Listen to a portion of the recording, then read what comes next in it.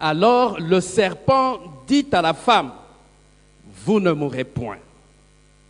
Mais Dieu sait, le jour où vous en mangerez, vos yeux s'ouvriront et que vous serez comme des dieux connaissant le bien et le mal. » La femme vit que l'arbre était bon à manger et agréable à la vue, et qu'il était précieux pour ouvrir l'intelligence. Elle prit de son fruit et en mangea. Elle en donna aussi à son mari qui était auprès d'elle. Il en mangea. Matthieu, chapitre 4e,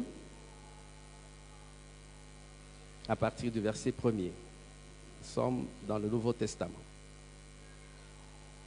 Alors Jésus fut emmené par l'Esprit dans le désert pour être tenté par le diable. Après avoir jeûné 40 jours et 40 nuits, il eut faim. Le tentateur, s'étant approché, lui dit, « Si tu es fils de Dieu, ordonne que ces pierres deviennent des pains. » Jésus répondit, « Il est écrit, l'homme ne vivra pas de pain seulement, mais de toute parole qui sort de la bouche de Dieu. » Le diable le transporta dans la ville sainte, le plaça sur le haut du temple et lui dit, « Si tu es fils de Dieu, jette-toi en bas, car il est écrit, il donnera des ordres à ses anges à ton sujet, et ils te porteront sur les mains, de peur que ton pied ne heurte contre une pierre. » Jésus lui dit, « Il est aussi écrit, tu ne tenteras point le Seigneur ton Dieu. » Le diable le transporta encore sur une montagne très élevée,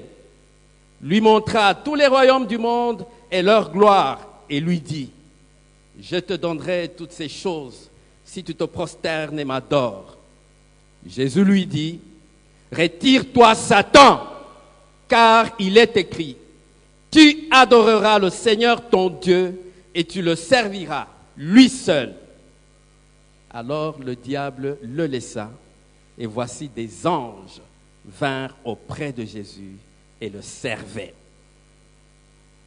Le dernier passage, à la fin de la Bible, c'est dans la première épître de Jean, le chapitre 2e, le verset 16e. « Car tout ce qui est dans le monde, la convoitise de la chair, la convoitise des yeux et l'orgueil de la vie ne vient point du Père, mais vient du monde. » Seigneur, merci pour ta parole. Nous voici devant toi pour t'écouter. Nous voulons, Seigneur, obéir tous à ta parole. Nous voulons la mettre en pratique pour ta seule gloire. En ce qui me concerne, Seigneur, qui suis-je? En ce qui me concerne, Seigneur, je suis tremblant devant toi. Voilà pourquoi je voudrais diminuer.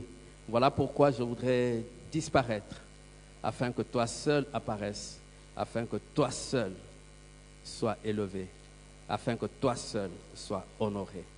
Seigneur, sanctifie toutes les paroles qui sortiront de ma bouche. Remplis-nous, nous tous, Seigneur, de ta parole. Remplis-nous, Seigneur, de ton Esprit Saint. Et conduis-nous du début à la fin. Au nom de Jésus. Amen. Amen. Bien-aimés, les trois textes que nous venons de lire mettent en évidence une réalité, une vérité universelle qui caractérise l'homme depuis sa création. Cette réalité, cette vérité est intimement liée à une question essentielle de la vie. Cette question essentielle de la vie, en fait, c'est le problème fondamental de l'homme. Et le problème fondamental de l'homme, c'est le péché. Il s'agit de la tentation. Dans ce texte, on nous parle de la tentation. Ces textes nous font aussi découvrir, en outre, qui est l'instigateur de la tentation. Et quels sont les domaines, quelles sont les sphères où ce tentateur agit. Le tentateur, vous vous en doutez, c'est le diable. Amen. Son schéma est le même depuis la création. Et son schéma, en résumé, c'est d'entraîner l'homme dans les 3 domaines de la vie afin qu'il succombe, afin qu'il chute. Et à travers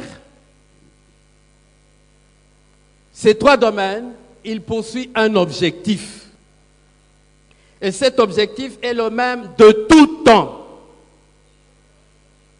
Par la chute,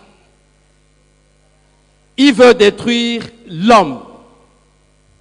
Et quand l'homme est détruit à cause de la chute, l'homme ne pourra plus accomplir la mission pour laquelle Dieu l'a établi sur la terre.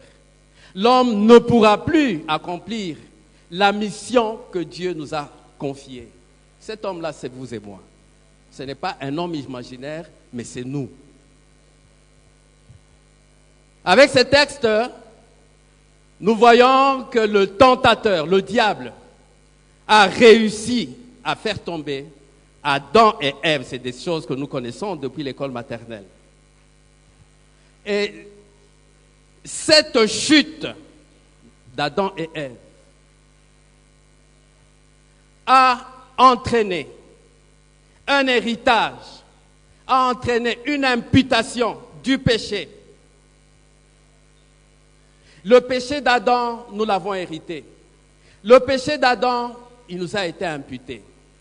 Et cette imputation affecte toute la création. Toute la création dont nous faisons partie est jugée et condamnée. Dans le deuxième texte, nous voyons le même tentateur, mais cette fois, sans succès, il a tenté de dévier le Seigneur de gloire de sa mission. Quelle était la mission de notre Seigneur de gloire? Nous la connaissons. C'est de sauver toute l'humanité. Sauver pas seulement toute l'humanité, mais aussi toute la création. Le tentateur agit actuellement. Le tentateur agit encore dans l'Église. Il tente de dévier toute l'Église de sa mission primordiale. Quelle est la mission primordiale de l'Église? La mission primordiale de l'Église, c'est de glorifier Dieu. C'est de rendre gloire à Dieu. Afin qu'à travers elle, ceux qui ne le connaissent pas viennent à Dieu. Et le diable utilise plusieurs stratégies séductrices pour dévier toute l'Église. Voilà pourquoi l'Église, la nôtre compris, doit être constamment, notre Église doit être continuellement, notre Église doit être inlassablement, instamment exhortée à vaincre la tentation. Amen. Nous devons être exhortés chaque jour de vaincre la tentation. Ce n'est pas encore le péché. Sinon, la vie chrétienne que nous menons ne sera jamais victorieuse. La vie chrétienne que nous menons ne sera jamais triomphante. Elle ne sera jamais glorieuse. Elle ne rendra jamais gloire à Dieu. Amen. Le thème de mon message, comment vaincre la tentation? Qui veut vaincre la tentation? Gloire à Dieu. Ah, il y a des gens qui ne veulent pas vaincre la tentation. Qui veut vaincre la tentation ici? C'est tout le monde. Gloire à Dieu. Donc après, je vais d'abord définir la tentation, donner les définitions qui se rapportent au mot tentation. Ensuite,